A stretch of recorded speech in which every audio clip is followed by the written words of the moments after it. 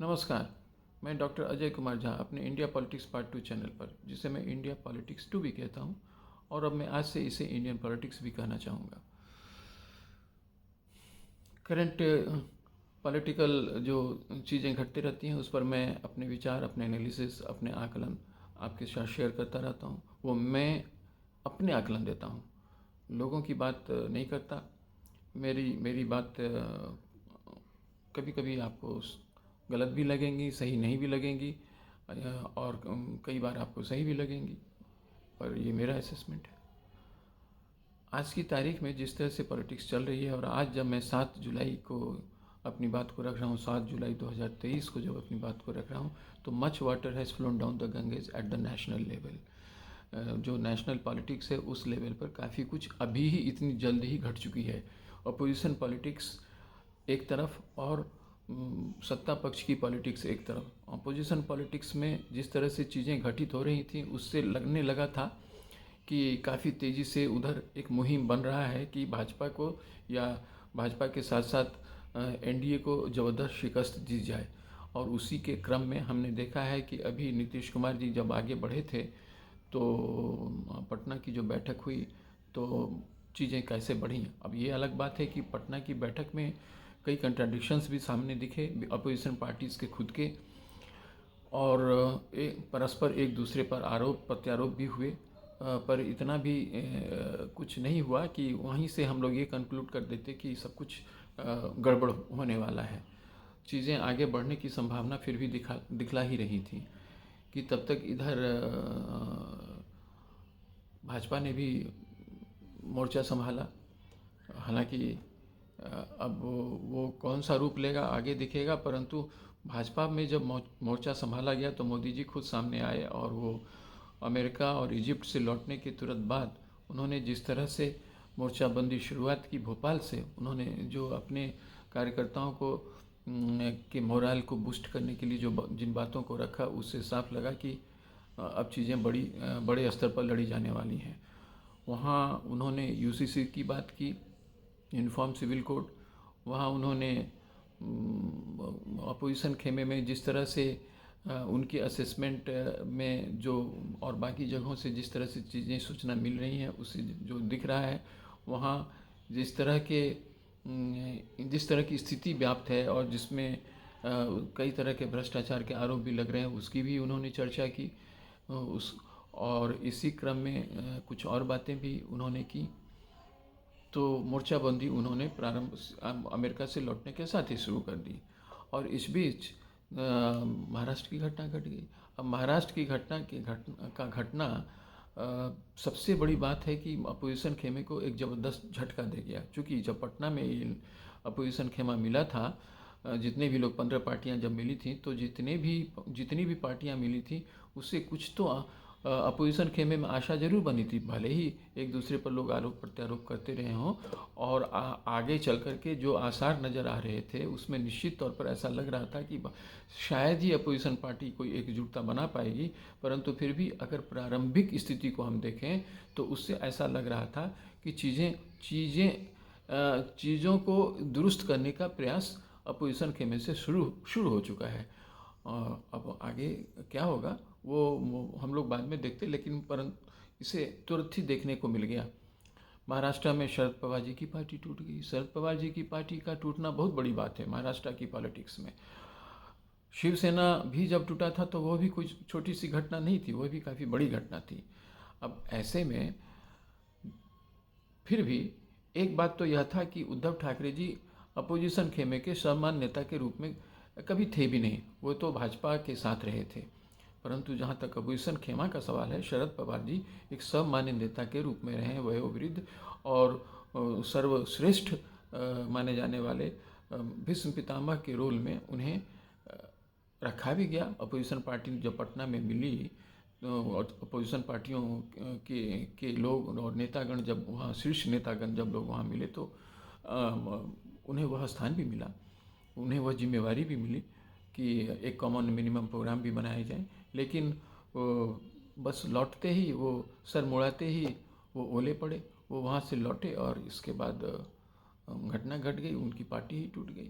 अब उनकी पार्टी टूटी तो जिन लोगों ने तोड़ा उनके अपने भतीजे ने तोड़ा, और जितने कद्दावर नेता वहाँ थे उनके साथ सबके सब इकट्ठे निकल कर के वो भाजपा के साथ और एकनाथ शिंदे जी के साथ शामिल हो गए सरकार में।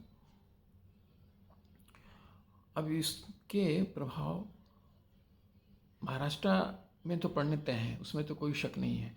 हालांकि अब ये मामला अब इलेक्शन कमीशन में गया है और वहाँ चीज़ें जो कुछ भी जैसे भी उठ करके आए खड़ी हों वो अलग बात है, परंतु वहाँ अजीत पवार भी एक कद्दावर नेता के रूप में अपनी प्रतिष्ठा बना चुके हैं एनसीपी की ओर से।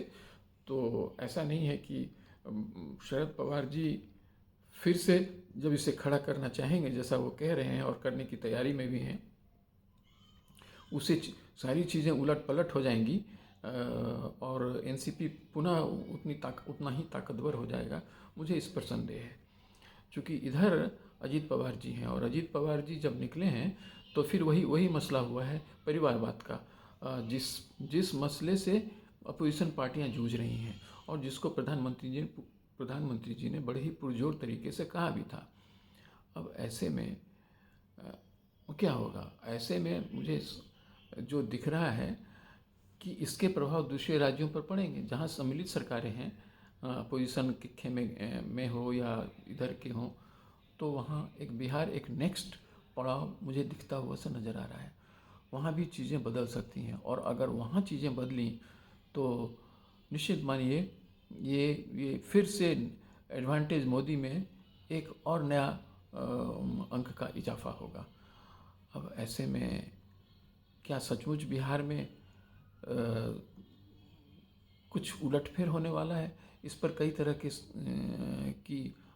के आकलन किए जा रहे हैं।